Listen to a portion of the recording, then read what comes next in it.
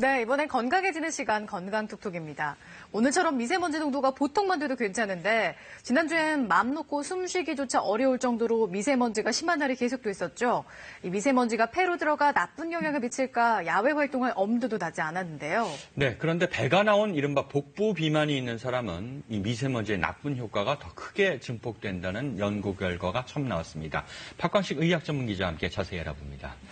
자, 박 기자. 그러니까 배 나온 사람들은 미세먼지 더 안 좋다는 건가요? 네, 맞습니다. 이 미세먼지가 매우 나쁨이 있는 날 많죠. 그러니까 오래 있으면 대부분 목도 따갑고 불편감을 느낍니다.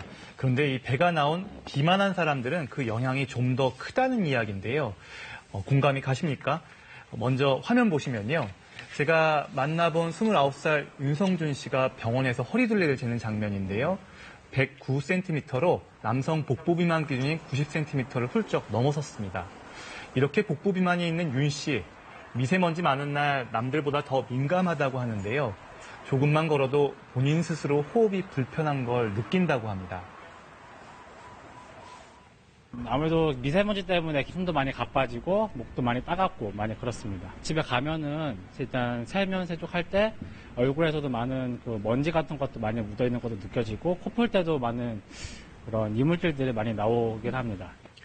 미세먼지 나쁨인 날 바깥에서 조금 걷는다고 누구나 숨이 차는 건 아니지만 이 복부 비만이 영향을 줄 수 있다는 이야기입니다. 네, 그런데 이 미세먼지와 뱃살 이렇게 쉽게 연관은 안 되는데요. 미세먼지와 이 뱃살이 좀 영향이 있다 이런 근거가 있을까요? 예, 그렇죠. 과연 뱃살이 나왔다고 미세먼지에 더 취약할까 궁금해하시는 분들 많으실 텐데요.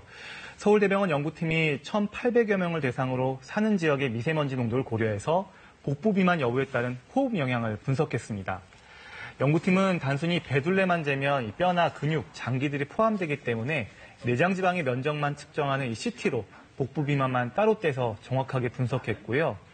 폐기능의 경우에는 최대한 숨을 들이쉬고 끝까지 내쉬는 능력과 1초 동안 최대한 많이 내쉬는 능력을 각각 측정했습니다. 그리고 검사받은 사람들이 실제 거주하는 곳의 연평균 미세먼지 평균 수치를 분석했습니다. 그 결과 이 복부 비만인 사람은 연평균 미세먼지 수치가 45인 지역에 살 때보다 55인 지역에 거주하는 경우 배 안 나온 사람에 비해서 폐기능이 10% 더 감소한 것으로 나타났는데요. 쉽게 말해서 이 복부 비만인 사람은 미세먼지 수치 10 올라갈 때 그렇지 않은 사람보다 숨을 들이쉬고 내쉬는 폐활량이 10% 더 줄어든다는 이야기입니다. 이렇게 복부 비만과 미세먼지의 연관성을 밝힌 연구는 전 세계적으로도 처음 나온 건데요.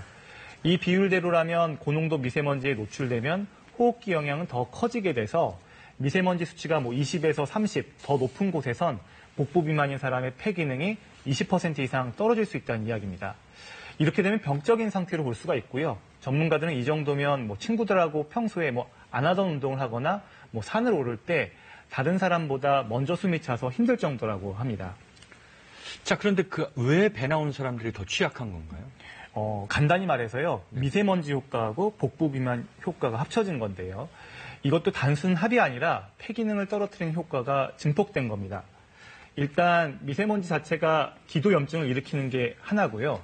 또 다른 하나는 복부 비만이 있으면 이 뱃속 내장 사이사이에 기름이 많이 끼어 있는데 이건 좋지 않은 지방이라서 여기서 염증 물질이 분비되고 호흡기로 전달돼 동시에 폐 기능을 떨어뜨리는 겁니다.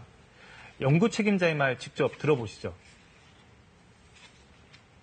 미세먼지를 들이마시면 먼지가 이 폐 깊숙이 들어가서 폐에 있는 세포들을 공격하게 됩니다. 염증을 일으키고 파괴시키게 되는데 저희가 이 비만한 사람도 지방세포에서 똑같은 물질들이 분비돼서 폐 기능을 어떻게 파괴시키는 것도 있어요.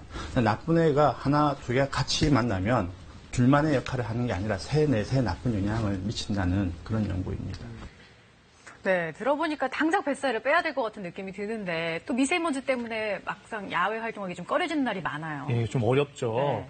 그래서 이 미세먼지가 일상화된 요즘에 운동을 통해서 뱃살을 빼는 등 체지방량 줄이는 게 건강상 피해를 최소화할 수 있는 지름길이라는 건 다들 아시지만 물론 말처럼 쉽지는 않습니다. 뱃살 빼는 데는 빠르게 걷기가 가장 효과적이지만 미세먼지 자체가 외출을 꺼리게 만드니까 운동도 잘 못하는 건데요. 그래서 실내 건물에서 엘리베이터보다는 계단 오르기를 생활화하고 또 러닝머신 등을 활용하는 등 실내 운동을 꾸준히 하는 게 좋습니다.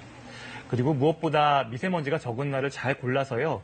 조깅이나 등산 등 이 유산소 운동을 늘리는 게 뱃살도 빼면서 미세먼지 효과를 최소화하는 지혜로운 방법일 것으로 보입니다. 네, 박광식 기자 소식 잘 들었습니다. 고맙습니다.